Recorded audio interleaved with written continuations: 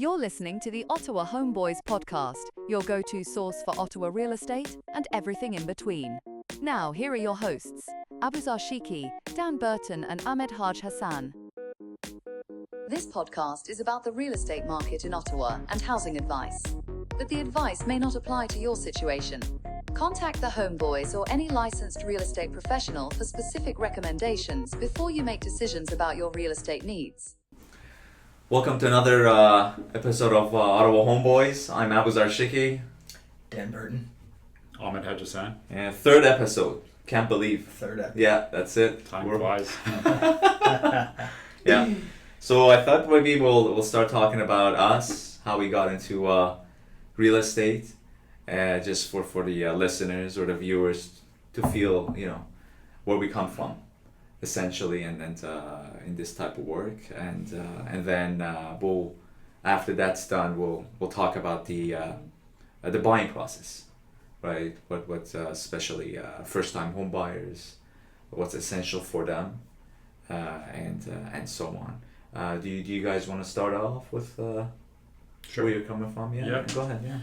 Yeah, so I've been in real estate now for about 2.5 years. I think nothing prepares you for what you're going to expect when you're taking the course, right? For sure. The course is very Yeah. surface level. A lot of stuff you learn in the course. I don't even feel like I remember at this point. But really my background comes from sales. I did a lot of sales in the gym. I worked in fitness, really connecting with people there. And I found it really translated into what we're doing now. Much different process overall. Here it's long term. You could be working with a client for 6 months, a year, 2 years. When you're working in the gym, especially when I was doing memberships, it was very short. You're talking to them for half an hour. It's basically in and out. And really just buying my first property, living in the condo on my own, really motivated me to get into real estate. It's been an interesting 2.5 years. Love to hear it. Yeah. My background's pretty similar to yours, Ahmad. I also came from a sales background with this. Actually finished up university intending to get into a healthcare related role. I worked for about 6 months in that role, realized that I love people, maybe not that much though. So I continued working with people, and I had a retail sales job at that time. And I thought, I'm doing this right now, why don't I give this my 100% effort and just see how I can do and where it can take me. And I took that job, and then I worked sort of a step up of a sales job, still dealing with retail, but also doing a little bit more responsibility, traveling and carrying the product with me. And that was a very relationship based sales job. So using that, having an interest in real estate through some family background in it. My grandparents owned a hotel that was a castle actually their whole life. Wow. So that was their life's work, and visiting them and seeing that and seeing how real estate can play a role in people's lives is pretty cool. Took the courses, and while I was doing the courses and working that sales job I was describing to you, I joined Unreserved, which was where I met Ahmad.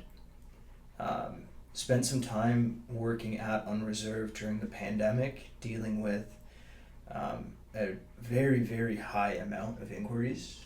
Ahmad and I were the frontline staff. Somebody called in, they probably got one of us or maybe a handful of other great employees we had at the time. Loved it, very fast paced, great dealing with people, felt like this was a challenging sales avenue and an avenue that could suit me for a long, long time. So that motivated me to finish up the courses. I actually spent between 2020 to 2022 doing those. After everything at Unreserved, I had a marketing sales role. So I was dealing with decision makers for their Facebook ad spend across North America and somewhere across the world entirely. We had a contract with Facebook at the time where I was employed, to essentially help these people with how they'd set up their ads. So I saw the marketing side of the business. I had the sales experience with the business. I had the courses already under my belt. I did my first transaction while I was part-time, and then I dropped the full-time job, jumped in head first, and just All in. just went all in. Cool. And that was July of 2023. So it's now past the 2-year mark. And I did have 6 months experience part-time before that. So 2.5 years into it, I've learned how important relationships are with this. Really, a lot of the work I'm getting right now is a result of everything I did a year or 2 years ago. Or like Ahmad said, with clients that you're working with for 6+ months. Yeah. So yeah, that's a bit Cool. about myself. Excellent. Fantastic. Yeah, I'm an old man compared to you guys. So when I say I've been in this business for almost 16 years, it's because I'm an old man. I was actually poli-sci graduate in Carleton. Didn't want to get into politics.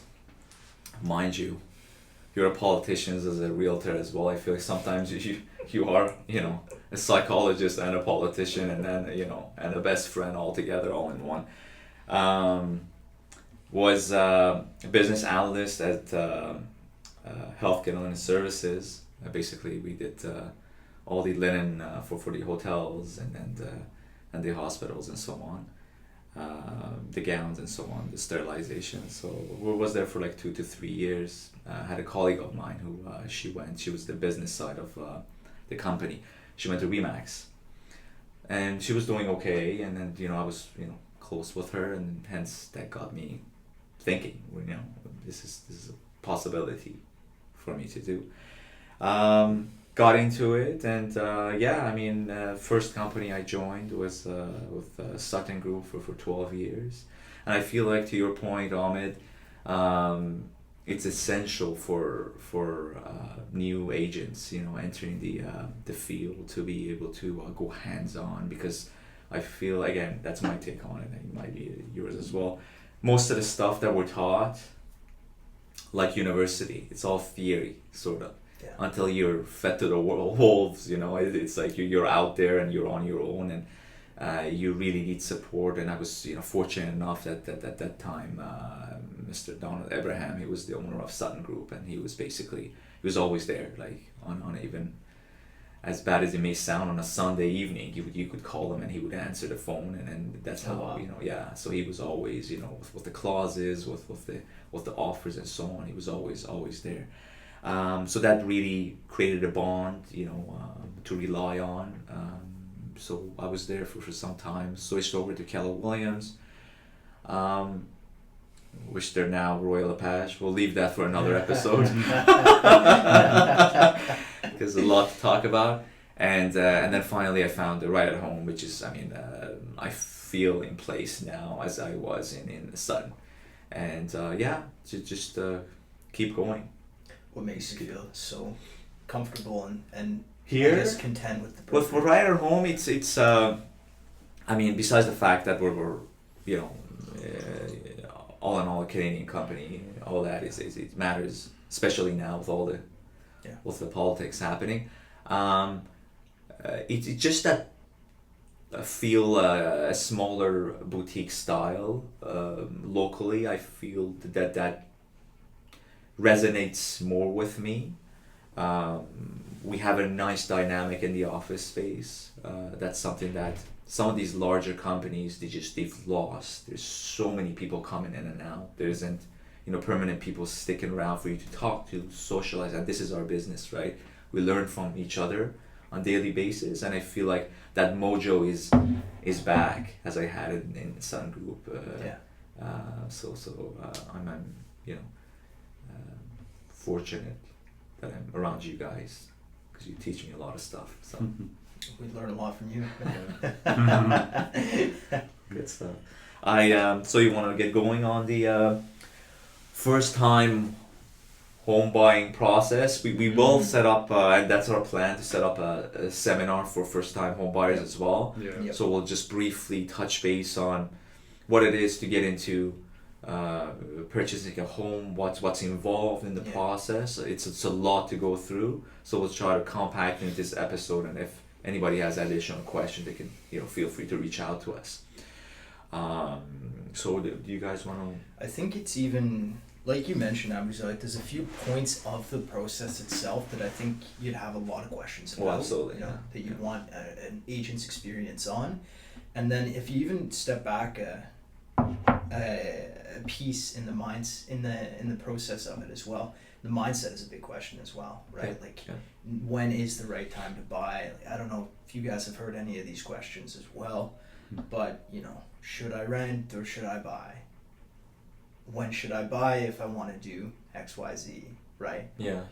So I'd love to hear some thoughts on those two, and then definitely chat about the process and just even touch on it so that we can get some people in through the seminar and get more in detail about it then too. So Yeah, because everybody's situation is different, right? Especially on the buying versus renting topic. It's some people have the finances in order, some people just don't, right? So are you going to overextend what you have to buy a home and put yourself in a situation where you're basically paying bills the entire time?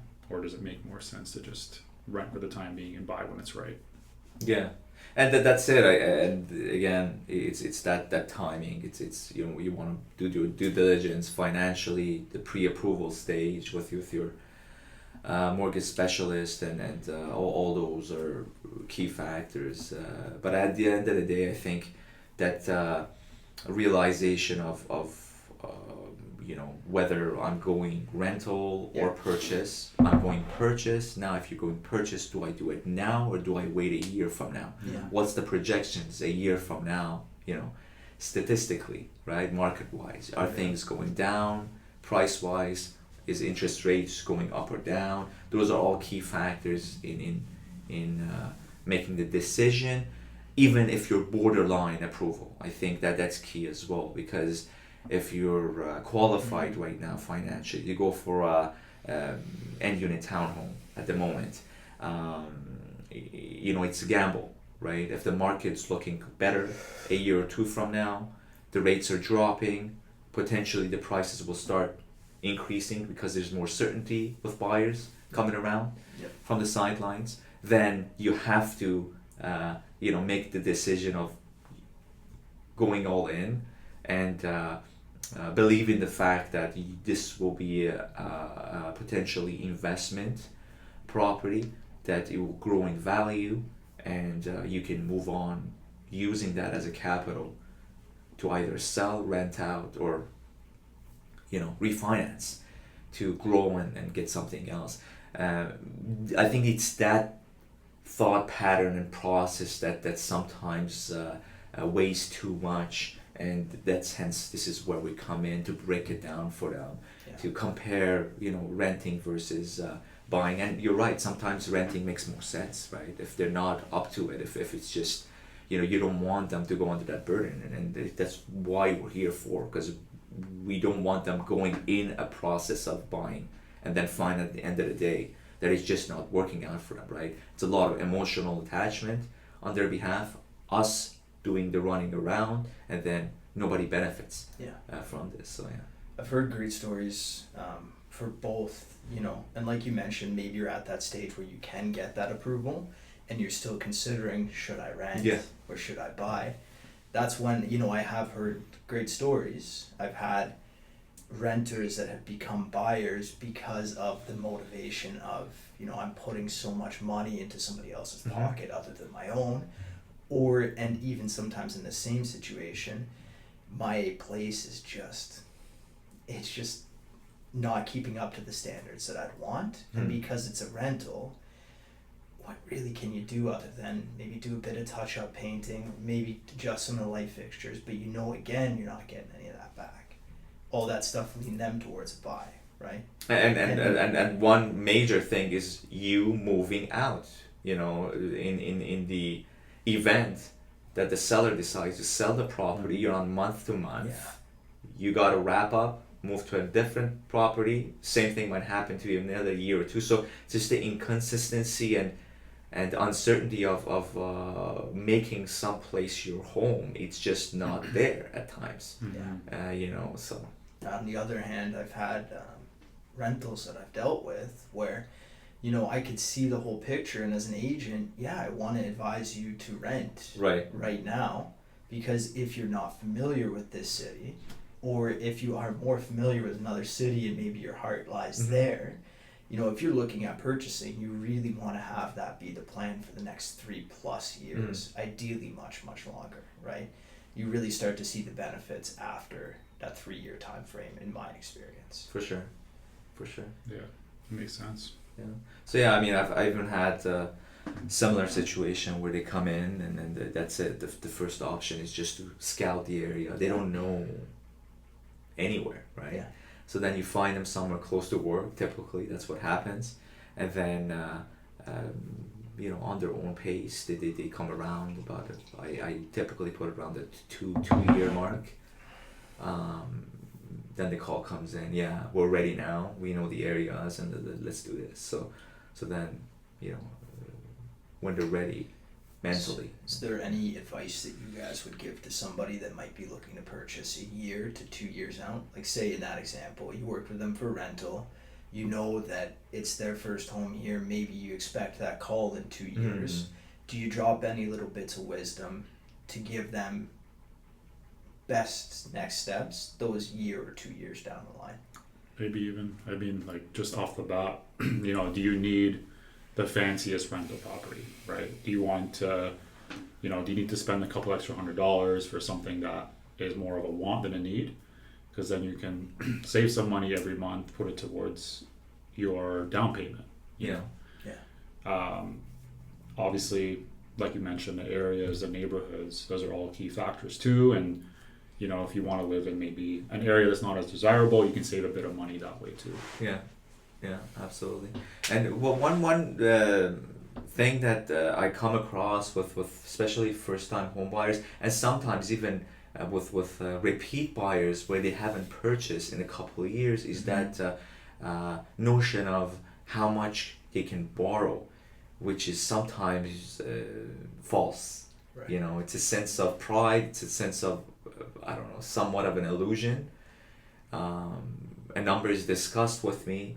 And this is the first thing I want to go ahead and say is that, did you run it by your bank? No, I think this is what I plugged it into, the mortgage calculator. The mortgage, the mortgage.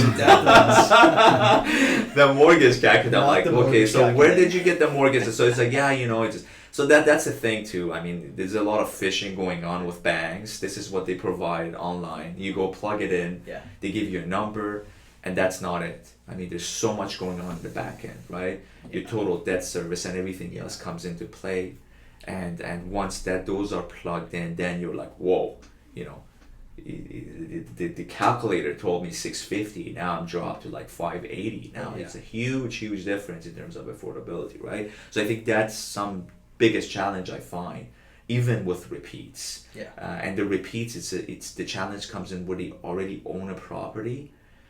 They think they've built so much capital and they don't know how much they can take from this, and it gets really complicated when there's other properties involved. So the pre-approval can be concrete as much as first time, right? Because it's you're relying on other finances coming in based on a sale of another property and so on. So it makes it much more challenging. I think the pre-approval is huge. I know we sometimes sound like a broken record. We keep saying it, but it doesn't seem to be going in. Is that get your pre-approval? I cannot state more. Like, I mean, I think you have to have, like you said, like, you can't state it enough. It's a great trifecta that you should have as a first-time home buyer: agent, mortgage broker, lawyer as well. That's it. Exactly. The team. I think if I was looking to give somebody advice purchasing a year or two down the line, first thing that comes to my mind is use those accounts that are to your advantage, right? Stuff like the FHSA. So huge benefits for first-time home buyers. There's just so many programs that the government is putting out right now where they want to incentivize people to get into the market, right?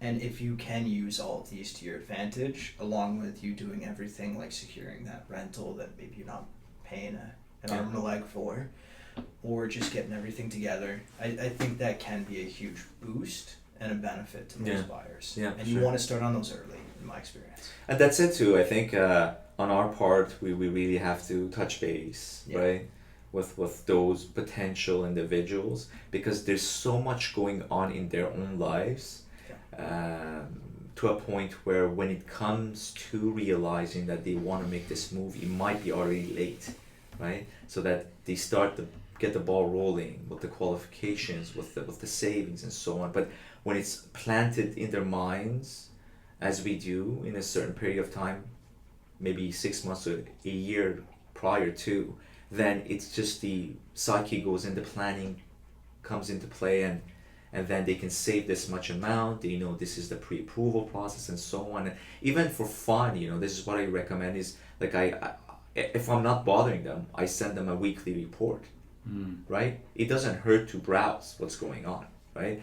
Sure, they can always go on their own and search, but what's the chance of you having enough time to go and look for homes possibilities compared to me sending you a weekly report where you're like, oh, there it is.